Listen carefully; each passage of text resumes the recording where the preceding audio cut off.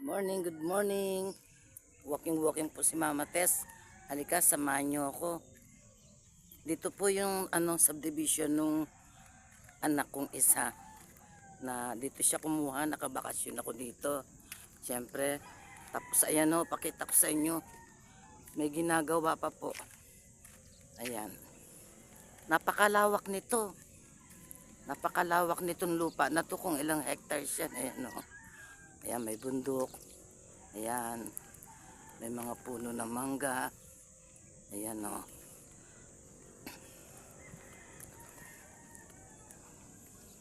Itong space na to, dito kumuha si Chris. Ayan.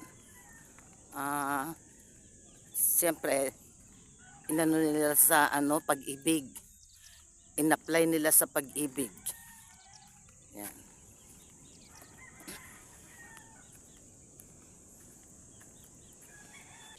Inuumpisahan na po. May ilog daw dyan eh. Hindi pa kami nakakapunta sa ilog. Wala pa kasi kaming panahon ni Chris na magpunta-punta sa ilog. Kaya malapit na tayo dun sa katulad nung sa isa kong anak na kinuha na housing. Ano po siya, hindi naman kalaki yan, at least 2 kwarto. Okay naman po siya, matibay ang matibay ang pagkakagawa. Unlike dun sa iba na mga wala pang 1 taon, mga sira na. Yun yung sa dulo na yun, kita nyo? Kita ba? Yun sa dulo na yun, oh. Nandun daw yung nandun daw yung, ayan, ganyan pala dapat. Andun daw yung ilog. Ayan, mga ganyan, oo. Ayan. Kaya lang, wala pang hindi pa nila turnover. One time pupunta kami ni Chris doon sa ilog. Mangunguha kami ng pako. Marami daw pako doon eh. Pako at laing. Ay, ang cute. Uy, ang ganda ng tanim nila, oh. Ayan, oh. Yung anak ko nagtanim. Kaya lang wala sa lupa.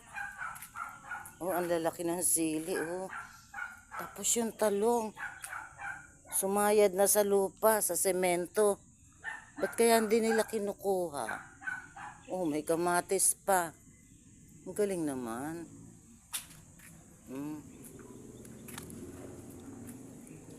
Ayan. Pero ang black alam ko dito. Ilog na ba yan? Balita ko marami daw pako dyan eh. Ito. Pako laing na. Ako, laing, Hindi ko pa. bayawak. May nangunguha ng bayawak? Ako. Binibenta? Hindi ako lang po. Pampulutan. Nahuhuli lang po iba. Oo, pag meron sana makabili Ako. Magandang i-vlog yun. Ay, bawal. Bawal pala yun, oo. Yan, ayun, no, kita nyo. One time pupunta kami ni dyan, ni Chris. Matakot naman sumilip dyan. Hindi ko alam kung saan ang daan yan. Yan, uwi na tayo. Magluluto ako ng hot cake para almusal ko. Tumitikwas yung buko, dapat siguro to lagyan ng gel. Sige, pauwi na tayo. Ayan, ayan, dyan yung lugar ng anak kong isa. Ganyan na mga style. Pare-parehong style ng housing nila. Ayan. Ayan. Ito yung hot cake.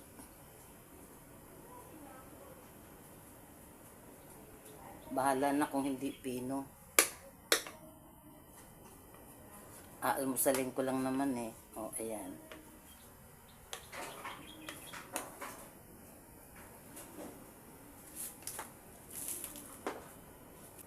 Testing. Ay, hindi pa. Malambot pa yung ibabaw.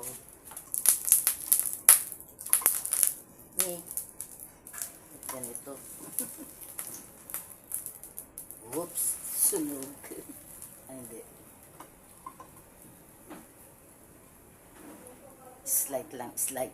Pwede na yan. Natin, baka totally nasunog na. Ay, hindi. Yan, tama na muna itong isa. Init tayo ng tubig para sa kape. Ganito yung ating niluto, oh. Maya. Maya. Ayan. Ayan. Ayos na. Ang hirap mag-set. Pag talaga wala si Chris, ang hirap mag-set ng ano. Hindi pa ako masyadong sanay.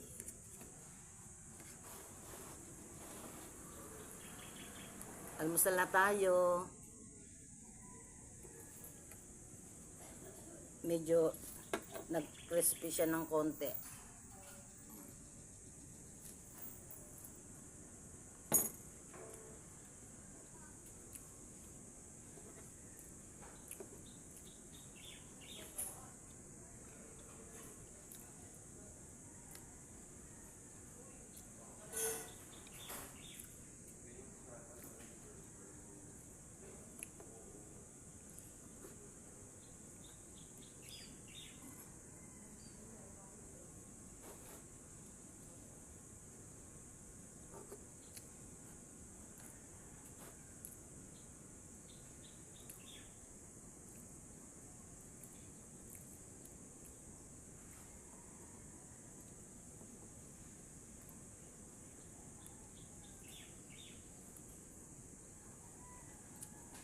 Matagal na panahon na rin hindi ako nakapag luto ng hotcake.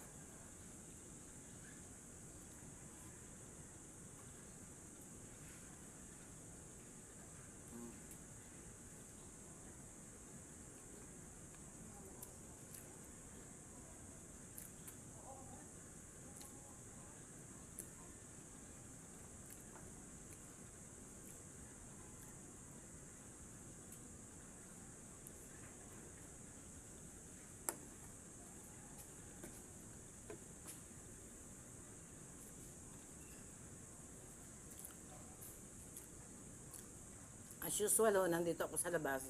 Pag umagang ganito, malilim dito. Kaya lang pagdating ng alas 10, ayan, super init na.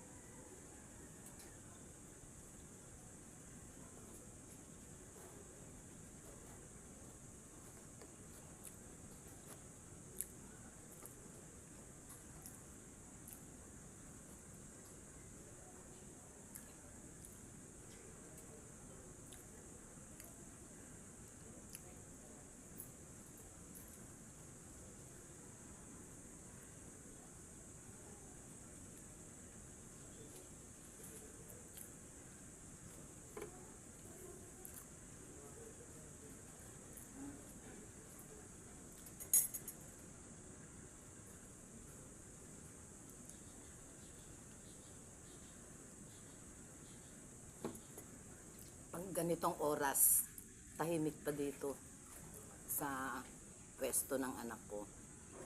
Pero pag kasi 1, 2, 3, 4, ay, ano ba yan? 1, 1, 2, 3, 4, 5. Limang door. Limang door. Ayos na po yan lahat. Naantay na lang yung lilipat.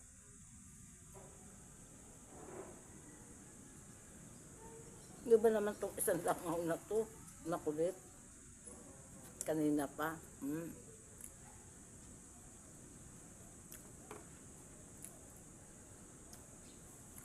Kala ko sa ano lang, sa dinilupian lang may ano, may langaw.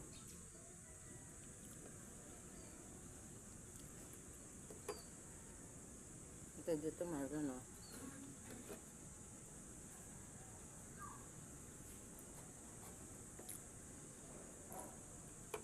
Mhm.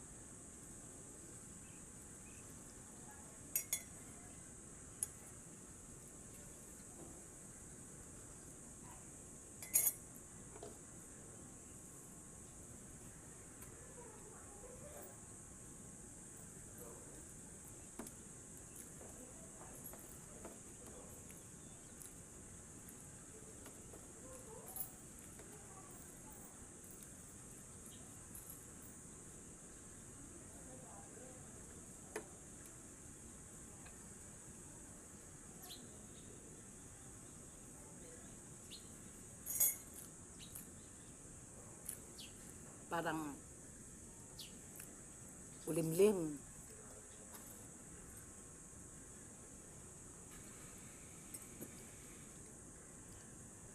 Nahihinto ako minsan kasi para ako nag-i-imagine.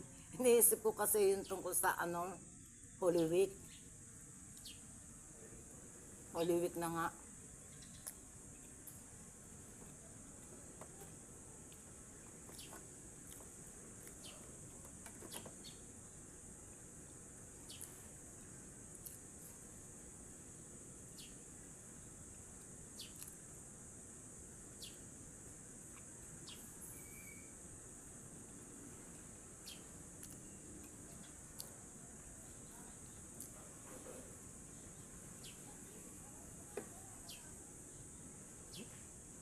Dilim.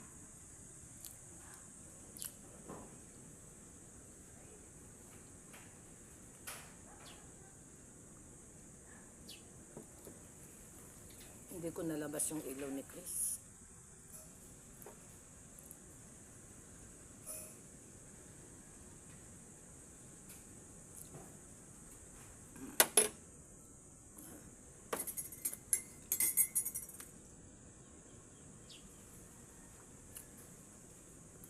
Babay na po. Sana nagustuhan niyo yung pagkalat natin kanina.